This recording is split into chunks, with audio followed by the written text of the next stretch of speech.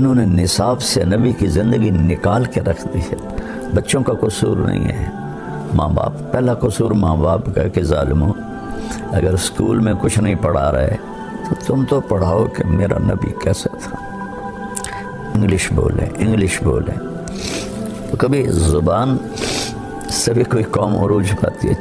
چین والوں نے کتنی انگلش سیکھی ہے، جاپان والوں نے کتنے انگلش سیکھی ہے، کوریا والوں نے کتنے انگلش سیکھی ہے۔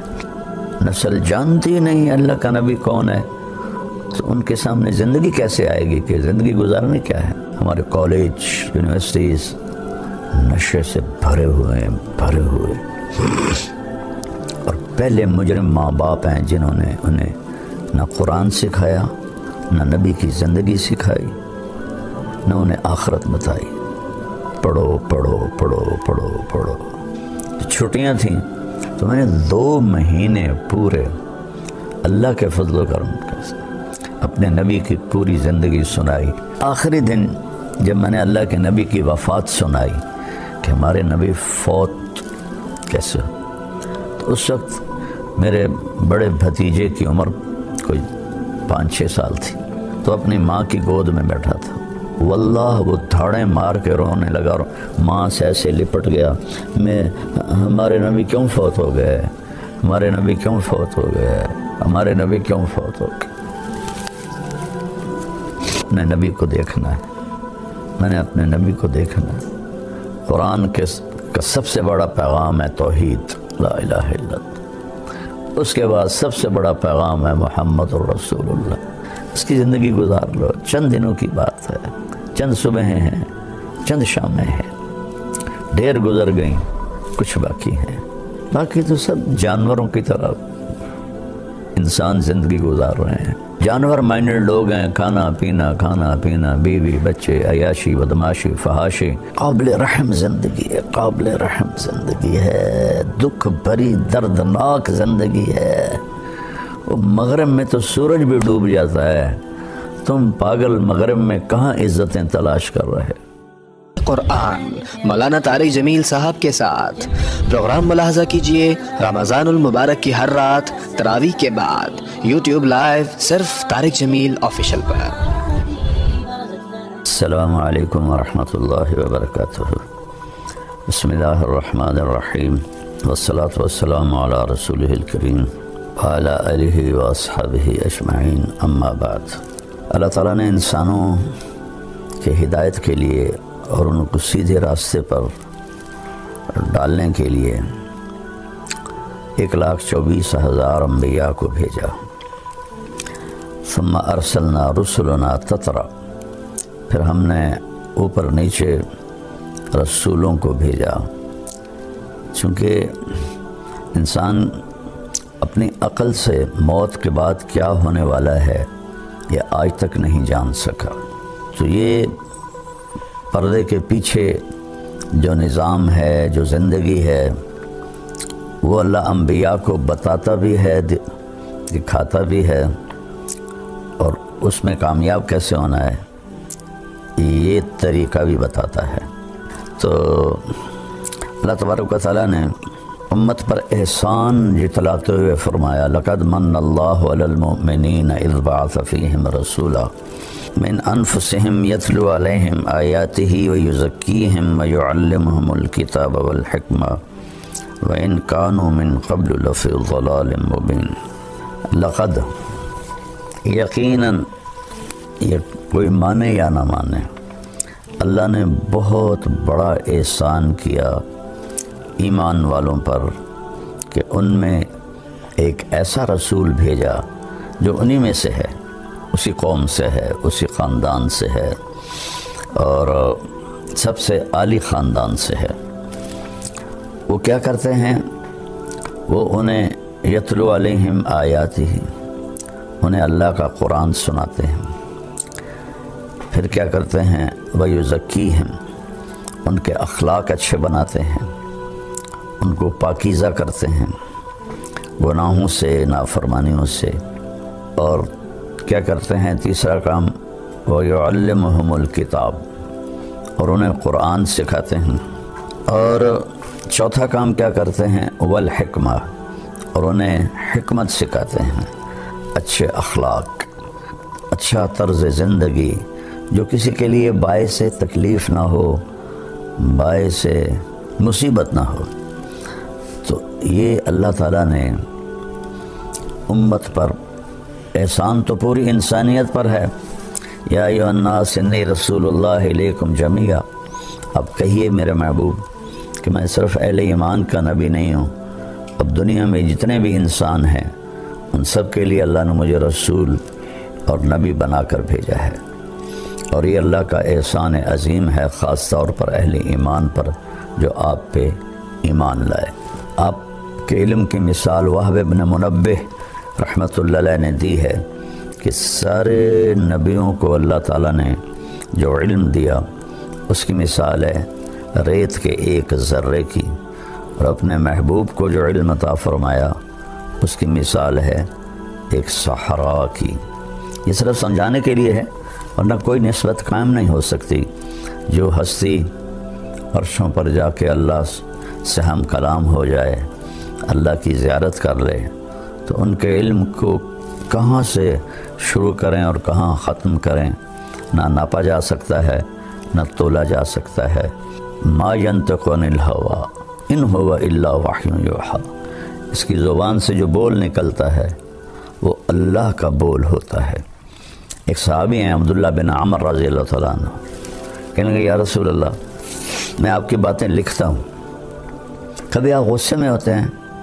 اس نے خیال کیا عام لوگوں پر، کبھی آپ غصے میں ہوتے ہیں؟ تو غصے میں، یہ میں اپنی طور سے کہہ رہا ہوں، انہوں نے نہیں فرمایا، غصے میں انسان اونچ نیچ کا شکار ہو جاتا ہے۔ تو یا رسول اللہ کیا میں اس وقت بھی آپ کی باتیں لکھ لیا کروں؟ تو آپ نے فرمایا اکتب فوالذی نفسی بیدہ لا یخرج من ھذا الا الحق، آپ نے فرمایا ہر حال میں میری باتیں لکھو، اس ذات کی قسم جس کے قبضے میں میری جان ہے۔ پھر آپ نے اپنی زبان باہر نکالی اور اس کو ایسے پکڑا کہ اس زبان سے حق کے سوا کچھ نہیں نکلتا۔ تو اس وقت ہمارے زوال کی ایک بہت بڑی وجہ ہے کہ ہم نے اپنے نبی کی تعلیمات کو بھی چھوڑ دیا، ان کی باتوں کو بھی چھوڑ دیا، ان کی باتوں کا یقین چھوڑ دیا۔ تو میرے رب نے فرمایا لو استفتحونی کل باب جاؤنی من کل طریق لا افتح علیہم الا ان یکونوا وراءک۔ یہ ابن القیم رحمہ اللہ نے اپنی کسی کتاب میں یہ حدیث قدسی نقل کی ہے کہ میرے محبوب آپ پوری دنیا کے انسانوں کو بتا دیں کہ یہ جس دروازے سے بھی آئیں گے، آنے کی کوشش کریں گے نا میرے پاس، میں نے وہ دروازے بند کر دیے ہیں۔ جس راستے سے آنے کی کوشش کریں گے میں نے وہ راستے بند کر دیے ہیں۔ اب میں نے ایک دروازہ کھلا رکھا ہے اور میں نے ایک راستہ کھلا رکھا ہے، وہ ہے آپ کے پیچھے چل کے آ جائیں۔ قل ان کنتم تحبون اللہ فاتبعونی، اگر تمہیں اللہ کو پانا ہے تو پھر میری اتباع کرو، میری شبیہ اختیار کرو، میرے اخلاق عادات اختیار کرو، تو پھر اللہ تم سے راضی ہے۔ اس کے علاوہ وہاں جو خاندانی سکے ہیں وہ نہیں چلتے کہ میں تو شاہ جی ہوں، میں تو قریشی صاحب ہوں، میں تو میاں صاحب ہوں۔ وہاں صرف ایک ہی سکہ چلتا ہے کہ کون جناب رسول اللہ صلی اللہ تبارک و تعالی علیہ وسلم کی مبارک زندگی کو اپناتا ہے اور آپ کی باتوں پر پختہ یقین رکھتا ہے اور ایمان لاتا ہے۔ ابو ذر رضی اللہ تعالیٰ عنہ کو حضرت عثمان رضی اللہ تعالیٰ عنہ نے ایک ویران جگہ ربضہ تھی وہاں بھیج دیا تھا۔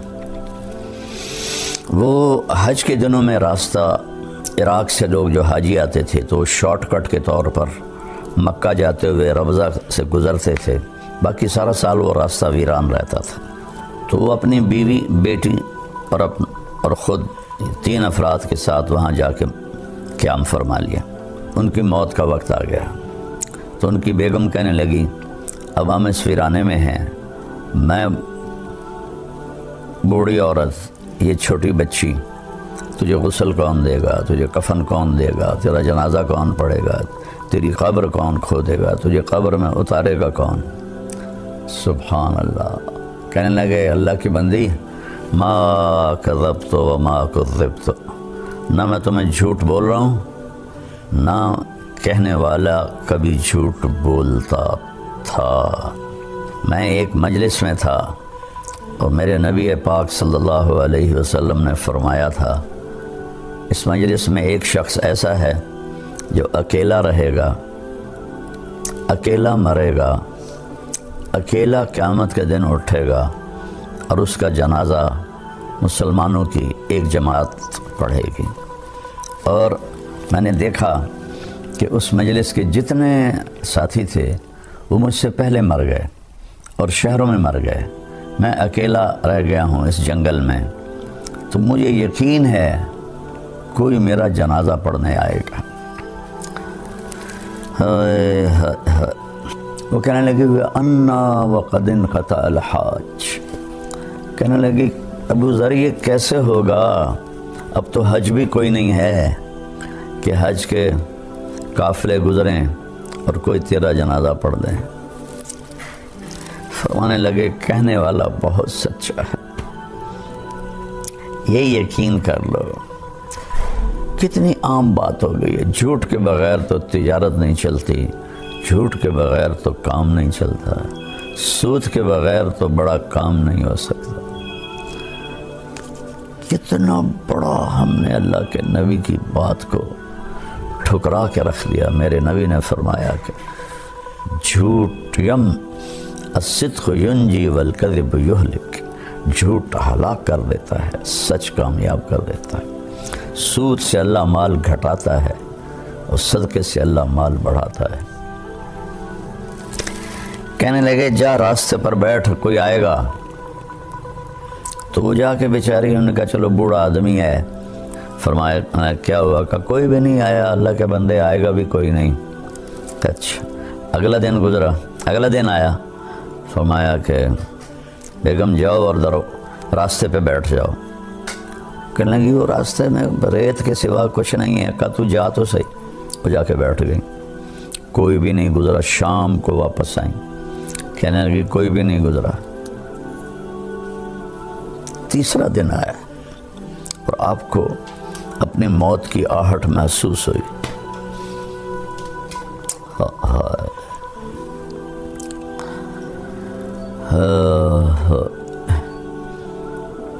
ایک حدیث میں آتا ہے، ابن ماجہ کی حدیث ہے کہ اللہ تعالیٰ 4 آدمیوں سے محبت کرتا ہے، میرے صحابہ میں سے 4 آدمیوں سے محبت کرتا ہے، اور پھر فرمایا علی ان میں سے ہے، علی ان میں سے ہے، علی ان میں سے ہے۔ سبحان اللہ۔ پھر فرمایا ابو ذر، مقداد اور سلمان، ان 4 سے میرے اللہ نے مجھے کہا ہے میں پیار کرتا ہوں۔ 3 دفعہ فرمایا علی ان میں سے ہے، علی ان میں سے ہے، علی ان میں سے ہے۔ چلو آگے چل کے امت نے بے وفائی کرنی تھی، آپ نے ایک دفعہ فرمایا بیسی علی میرے بعد امت تجھ سے بے وفائی کرے گی، کیا کرو گے؟ انہوں نے عرض کی یا رسول اللہ میرا دین سلامت رہے گا؟ کہنے لگے ہاں تیرا دین تو سلامت رہے گا، اور پھر مجھے کوئی پرواہ نہیں ہے۔ اور پھر اپنے ساتھیوں کی بے وفائیوں سے اتنا دکھی ہوئے کہ فجر کی نماز پڑھ کے مصلی پر بیٹھتے تھے تو داڑھی کو ایسے پکڑتے تھے، فرماتے تو کب رنگین ہوگی، تو کب رنگین ہوگی، تو کب رنگین ہوگی۔ ایک دفعہ آپ بہت بیمار ہوئے تو عرض کی یا رسول اللہ مجھے تو لگتا ہے کہ میری موت کا وقت آ گیا ہے۔ تو آپ نے فرمایا علی نہیں ابھی نہیں، تو اس دن مرے گا۔ آپ نے اپنا ہاتھ ایسے رکھا، جب تیرے اس سر کے خون سے یوں ہاتھ نیچے لائے تیری یہ داڑھی رنگین ہوگی تو اس دن مرے گا، تو اس سے پہلے نہیں مرے گا۔ تو پھر وہ حدیث یاد کر کے ایسے داڑھی پکڑتے اور کہتے تو کب رنگین ہوگی، تو کب رنگین ہوگی۔ کہ آپ کے جو تھے ماننے ساتھی وہ انتہائی بے وفا تھے۔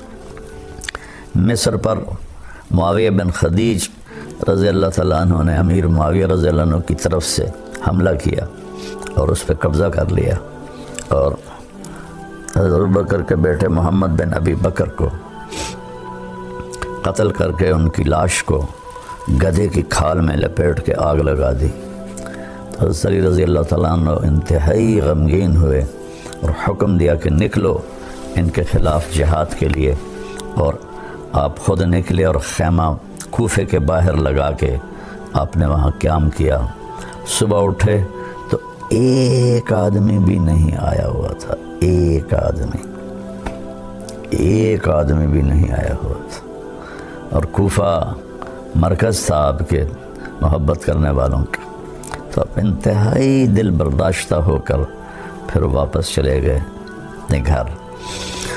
تو اس لیے 3 دفعہ کہا 4 آدمیوں سے اللہ پیار کرتا ہے اور علی ان میں سے ہے، علی ان میں سے ہے، علی ان میں سے ہے،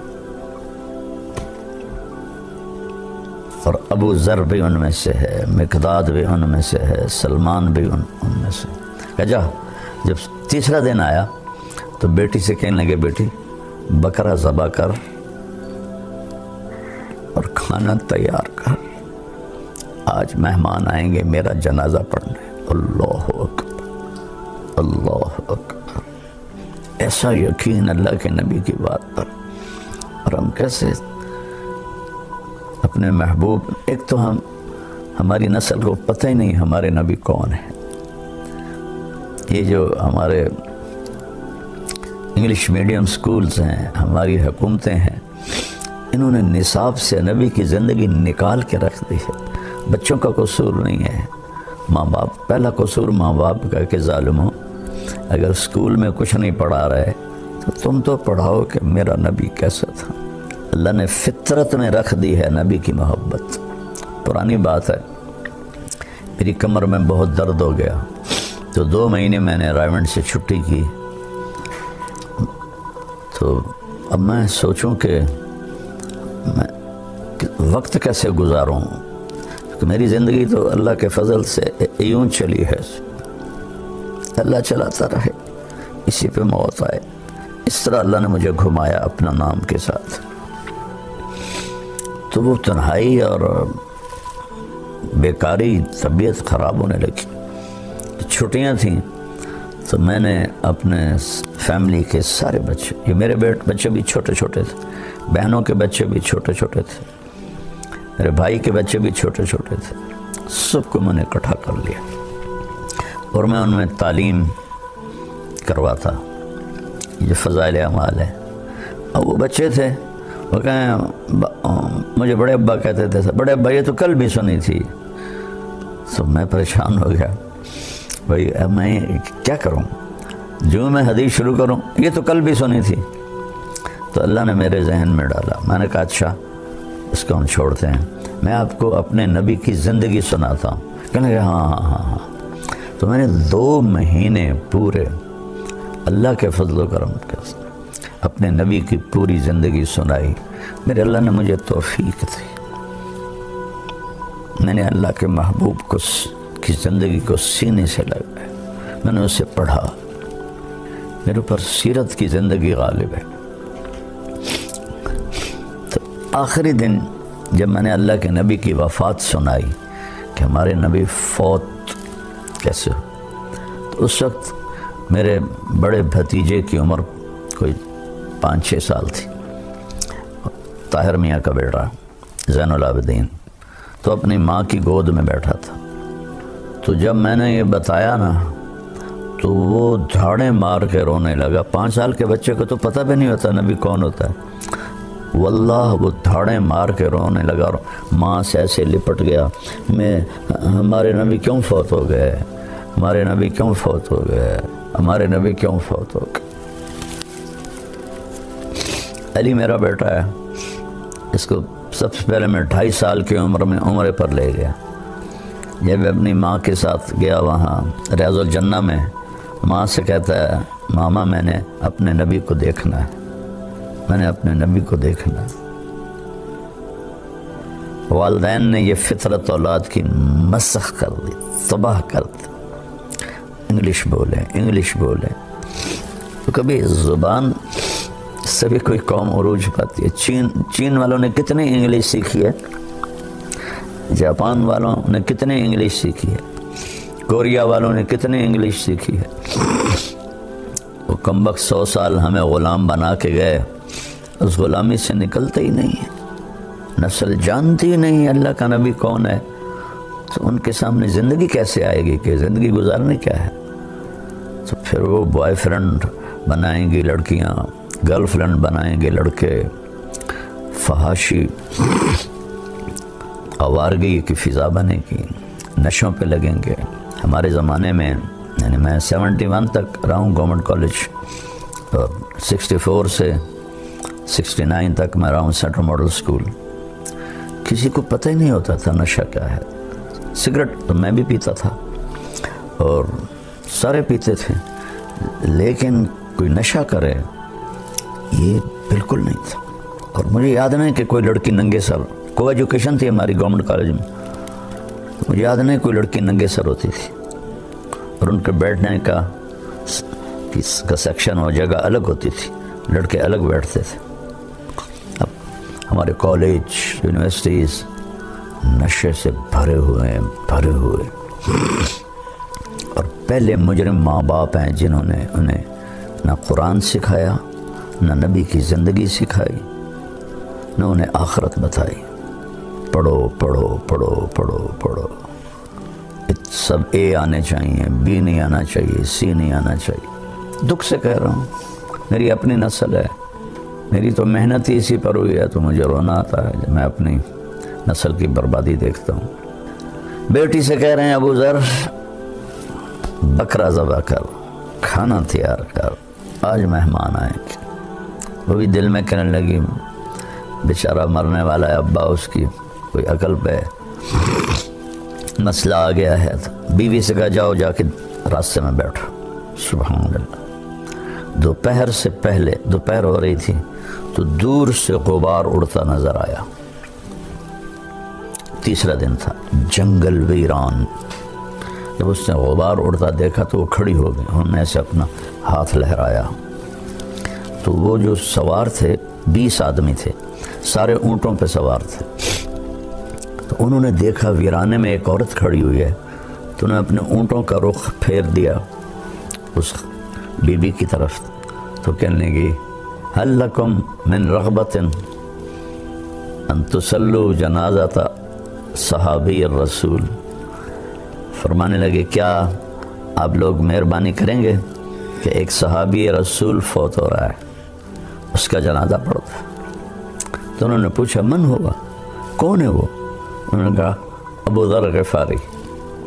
تو سب رونے لگے, سب, اور سب کے منہ سے نکلا نفدیہ بآبائنا و امہاتنا, ہمارے ماں باپ ابو ذر پہ قربان.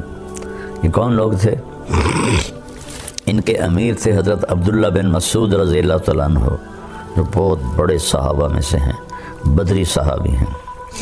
یہ عمرے کے لیے جا رہے تھے مکہ مکرمہ, تو شارٹ کٹ اختیار کیا کہ جلدی عمرے پر پہنچ جائیں. حج تو گزر چکا تھا, اصل تو وہ عمرے کے لیے نہیں جا رہے تھے. میرا رب ابو ذر کے جنازے کے لیے ان کو عراق سے چلے تھے.